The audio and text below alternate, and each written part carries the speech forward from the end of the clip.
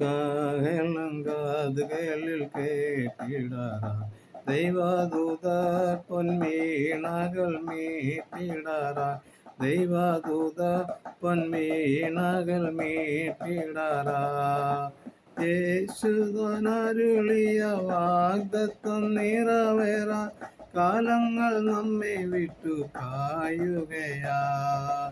യേശുദനരുളിയ വാഗ്ദത്തം നിറവേറാൻ കാലങ്ങൾ നമ്മെ വിട്ടു പായുകയാ.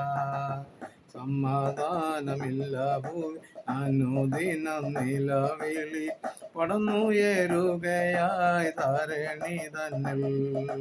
സമാധാനമില്ല ഭൂവിൽ അനുദിനം നിലവിളി പടന്നുയരുകയായി ധരണി തന്നിൽ.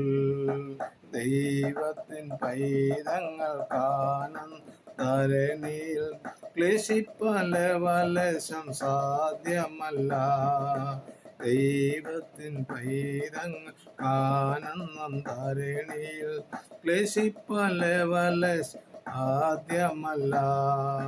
കാഹളം കാതുകളിൽ കേട്ടിടാൻ ദൈവദൂതർ പൊൻവീണകൾ മീട്ടിടറ.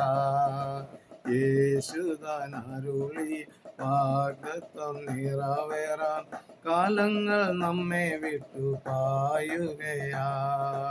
യേശുദനരുളി വാഗ്ദത്തം നിറവേറാൻ കാലങ്ങൾ നമ്മെ വിട്ടു പായുകയാ. ദൈവത്തിൻ്റെ നാമം വാഴ്ത്തപ്പെടുമാറാകട്ടെ. പ്രഭാസമയത്ത് തിരുവചനമായിട്ട് അടുത്ത് വരുവാൻ ദൈവൊരുക്കിയ അവസരത്തെ ഓർത്ത് ദൈവത്തെ സ്തുതിക്കുന്നു.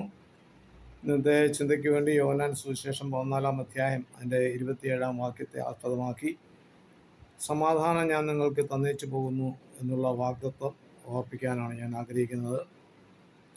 ലോകം സമാധാനത്തിന് വേണ്ടി രാഷ്ട്രങ്ങൾ നെട്ടോട്ട് ഓടുകയാണ്.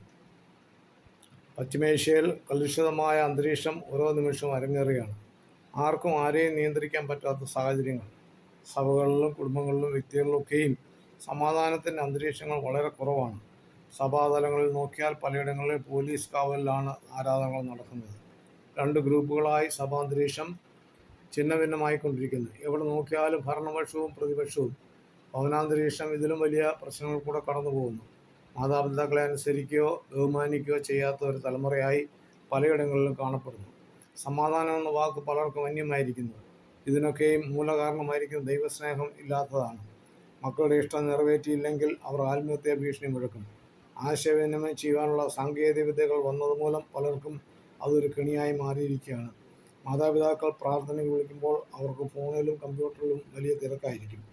ഒന്നാമതായ കുടുംബ ബന്ധങ്ങൾക്ക് കോട്ടം സംഭവിച്ചുകൊണ്ടിരിക്കുന്നു.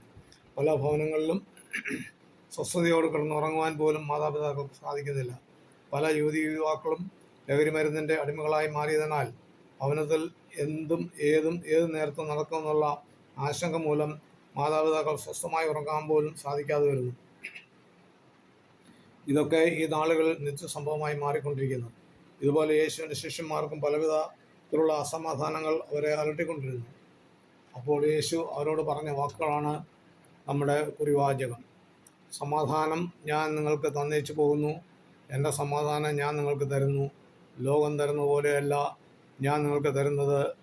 നിങ്ങളുടെ ഹൃദയം കലങ്ങരുത്, ഭ്രമിക്കുകയും അരുത്. പ്രിയ ശ്രോതാക്കളെ, നിങ്ങളുടെ ജീവിതത്തിൽ അസമാധാനത്തിൻ്റെ ദിനങ്ങളിൽ കൂടിയാണോ നിങ്ങൾ പോകുന്നത്? എന്നാൽ നിരാശപ്പെടുകയോ ഹൃദയം കലങ്ങുകയോ ചെയ്യേണ്ട. സമാധാനം വാഗ്ദത്തം ചെയ്തു പോയ കർത്താവ് ഇപ്പോഴും ജീവിക്കുന്നു. നിങ്ങളുടെ കുടുംബ പ്രശ്നങ്ങളായിക്കൊള്ളട്ടെ, തലമുറകളുടെ വിഷയങ്ങളാകട്ടെ, ഭാര്യ ഭർത്തൃ ബന്ധത്തിലുണ്ടാകുന്ന അസമാധാനങ്ങളാകട്ടെ, ഇതിനൊന്നും ആർക്കും പൂർണ്ണമായ ഒരു പരിഹാരം നൽകി തരുവാൻ ആർക്കും സാധ്യമല്ല. അതിന് യോഗ്യനായവൻ ഒരുവൻ മാത്രമേ ഉള്ളൂ, അത് യേശു മാത്രമാണ്. ലോകത്തിൽ ആർക്കും വാഗ്ദത്തം നൽകാൻ സാധിക്കാത്ത വിഷയമാണ് സമാധാനം. കാരണം ഏത് നേരത്തും ഇടർച്ചകൾ കൊണ്ടുവന്ന് സമാധാനമില്ലാതാക്കുവാൻ സാത്താന് സാധിക്കും.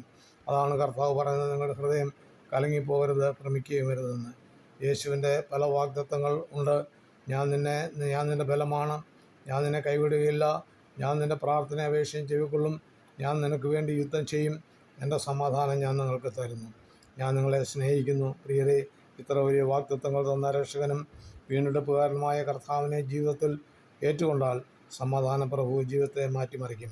ക്രിസ്തുവിൻ്റെ ജന്മസമയത്തെപ്പറ്റി പ്രവചിച്ചപ്പോൾ സമാധാന പ്രഭു എന്ന് പറഞ്ഞിരുന്നു. ആകയാൽ പ്രിയരെ, സമാധാനത്തിന് വേണ്ടി ഒരു സ്ഥലവും തേടി പോകേണ്ട കാര്യമില്ല.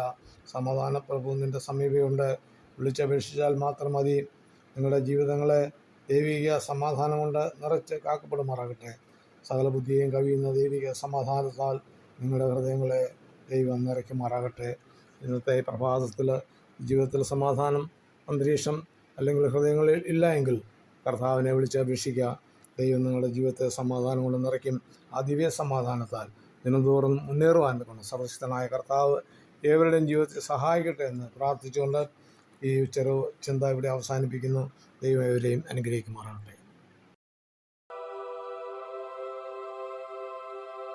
തിരുവചന ഭാഗം തുടർന്ന് ലഭിക്കുവാൻ ഈ വീഡിയോ ലൈക്ക് ചെയ്യുക, ഷെയർ ചെയ്യുക, സബ്സ്ക്രൈബ് ചെയ്ത് സപ്പോർട്ട് ചെയ്യുക.